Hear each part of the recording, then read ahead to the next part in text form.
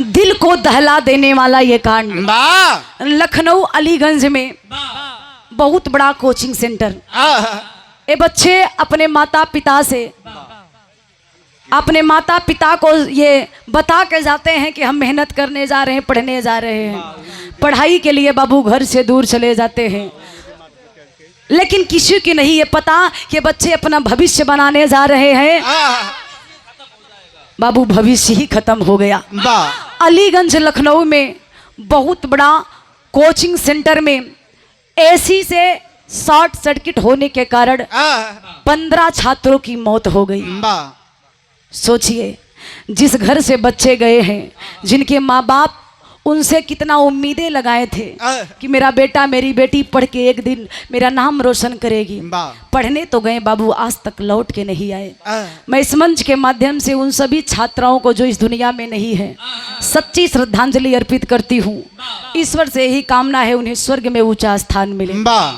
लेकिन ये तो होनी होके रहेगी।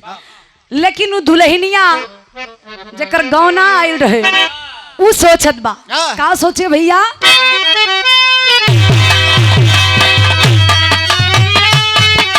ओहो,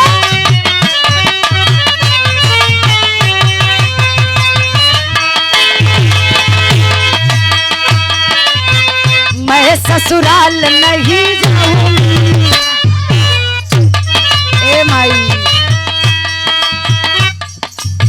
मैं ससुराल नहीं जाऊंगी। मैं ससुराल नहीं जाऊंगी।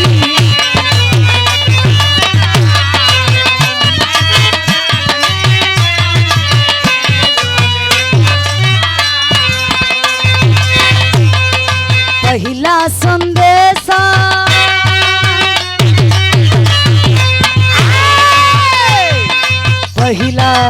संदेशा हो, पहिला संदेशा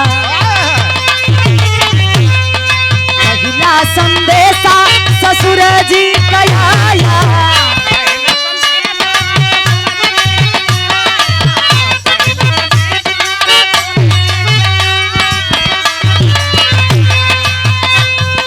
पहिला संदेशा ससुर जी कयाया, बुढ़वा के साथ नहीं जाऊंगी। बुढ़वा के साथ नहीं जाऊंगी। हो जेठ जी कयाया,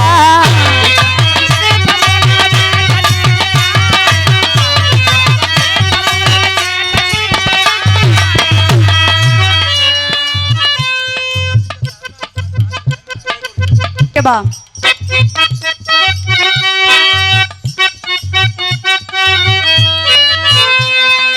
दूसरा संदेशा हो जेठ जी कयाया,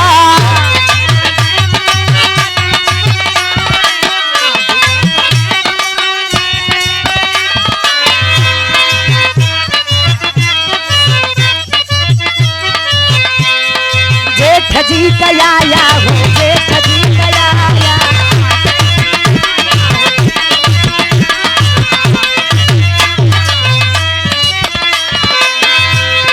दूसरा संदेशा हो जेठ जी कयाया, भसुरा के साथ नहीं जाऊंगी।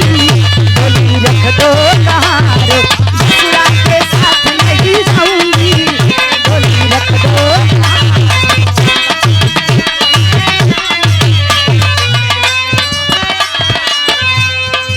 जेठ के आई, देवर के आई, ससुर का आई, आखिरी में के करे साथे जाएंगे। हाँ, चौथा संदेशा बोल मजी कयाया,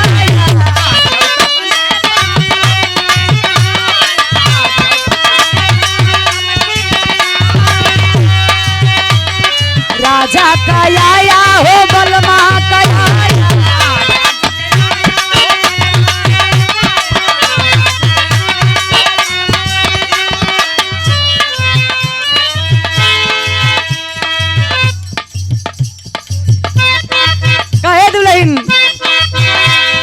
बलमा के साथ चली जाऊंगी। चल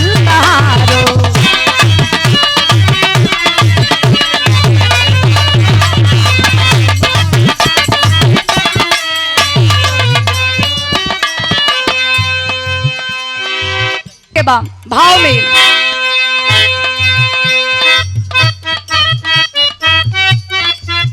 क्या बात है।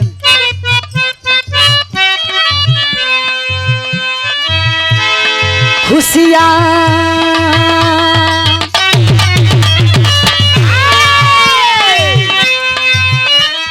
खुशियाँ अवधपुर छाई जब किसी का है आई।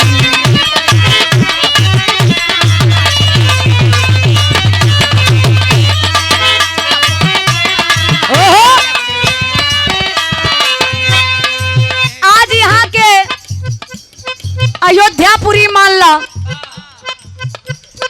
लेकिन आज यहाँ के न राजा दशरथ के पता है न रामय के पता बा।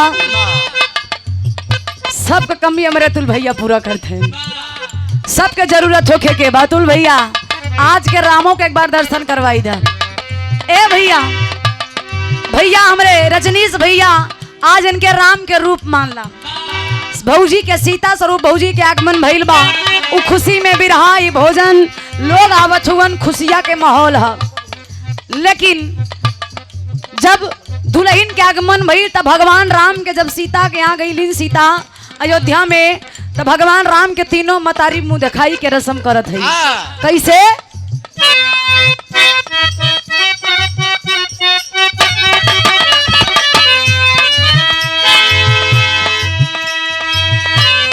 खुश हो के दशरथ लूटावे खजनामा,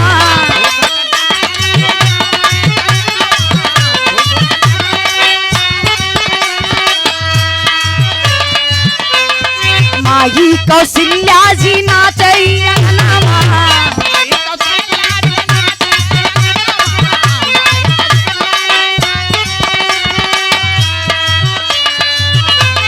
ममता के या चल बोढ़ाई सीता है आई।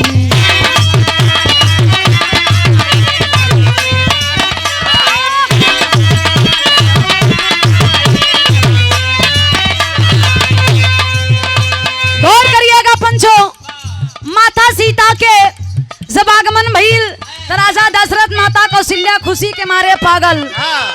लेकिन माता कौशल्या मुंह दिखाई के रस्म कैली तो सीता के उपहार में देली का दे थे का देली उपहार।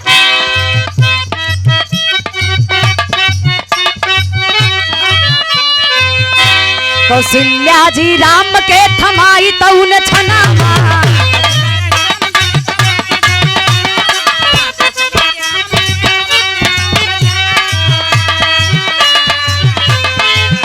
मुँह दिखाई सीता माना कहनामा।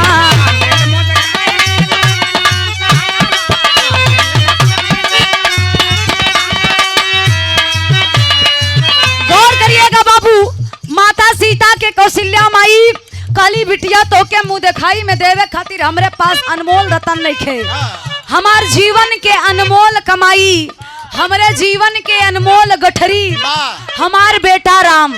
राम से बड़ा कौनो धन नहीं खे। राम के बुला के राम के हथवा सीता के हाथ में थमा देली। कली अनकरा से बढ़ के हमरे पास और कौनो उपहार ना हो। ए बाबू राम के दे देली माता कौशल्या, नंबर आइल के कर माता सुमित्रा के। कैसे?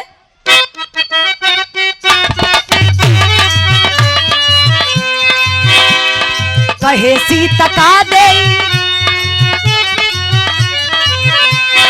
कहे सुमित्र का दे मुँह दिखाई।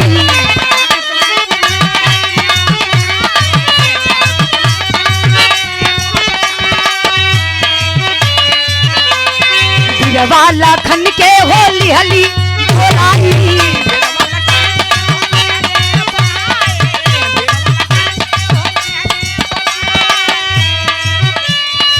इहे बा इहे बा इहे बा इहे बा तोहर मुँह दिखाई जब सीता है आई।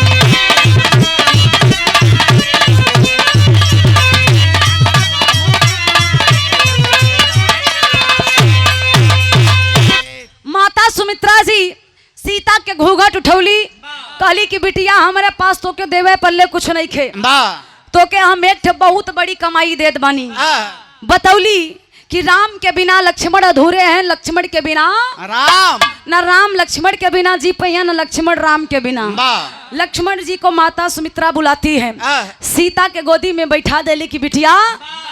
अच्छा, घरे में जब दुल्हन आवत है तो देवर के गोदी में भौजाई के डालल जाला।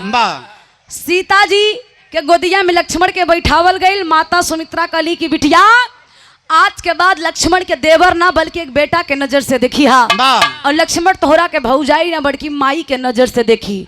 वही प्रथा, वही संस्कृति है। आज भी हमारे घर में जब बहू आती है नई नवेली, तो यही हमारी माताएं बहनें, जो घर का लाडला दुलारा देवर होता है, मतलब दुल्हा के छोट भाई के पतोहू के यानी भौजाई के गोदी में बैठा देंगे, कहिए कि आज ही देवर के बैठा दे, मतलब एक बेटवा याद से ही पाई गई। ये हमारी माताएं बहनें वही तभी से लेके अभी तक जो प्रथाएं चला रही है, सुमित्रा जी का दिया हुआ प्रथा है। लेकिन एक चीज, माता सुमित्रा अपन पुस्तैनी कंगन निकाल के सीता के कलाई में पहना देली। दुई जनी देखली, तीसर की जन के ही अंतिम में कहना है।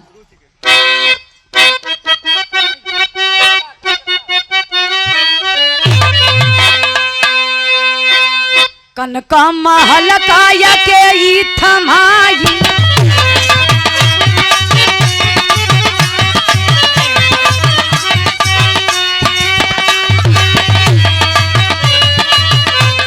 सीता दुल्हनिया के देली मुंह दिखाई।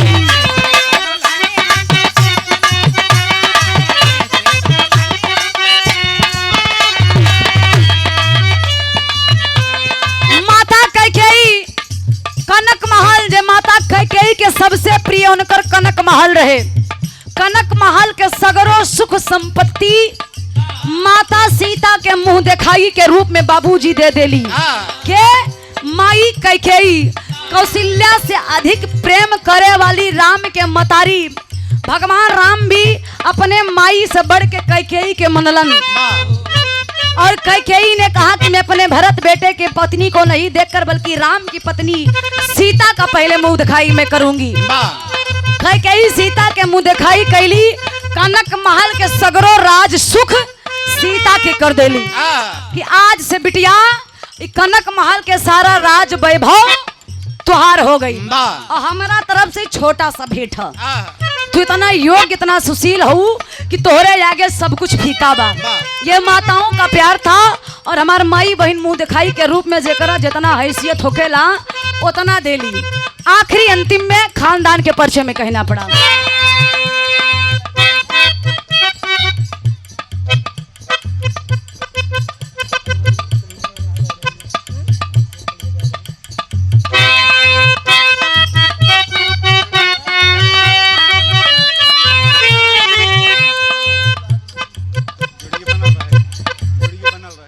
एक लाइन बधाई गीत आखिरी रही कि जोड़िया बनल रहे।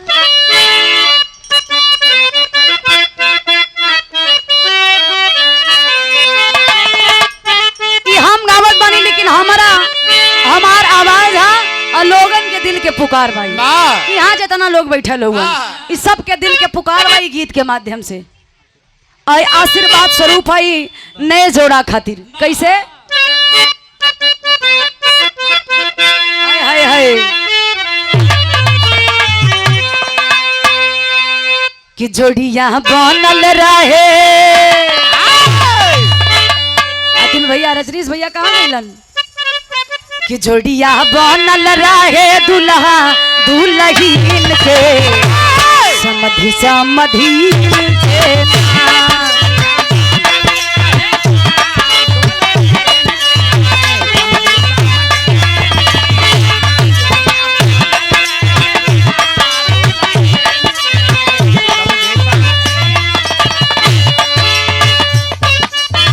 क्या बात है?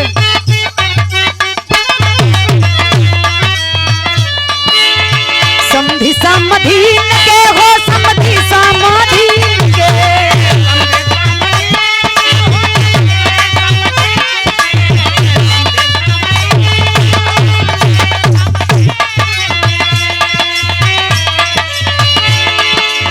समधि समधि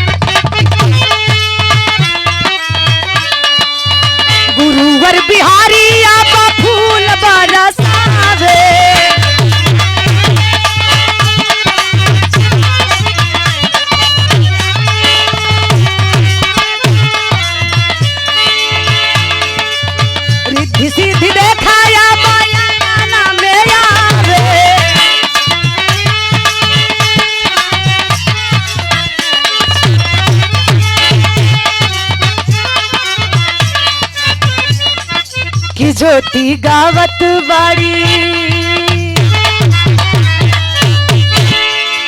कि ज्योति गावत बाड़ी सगरो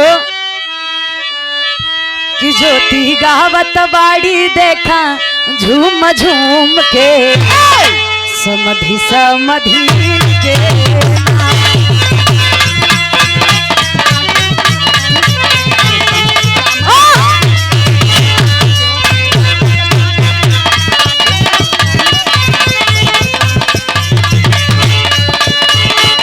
जोड़िया बनल रहे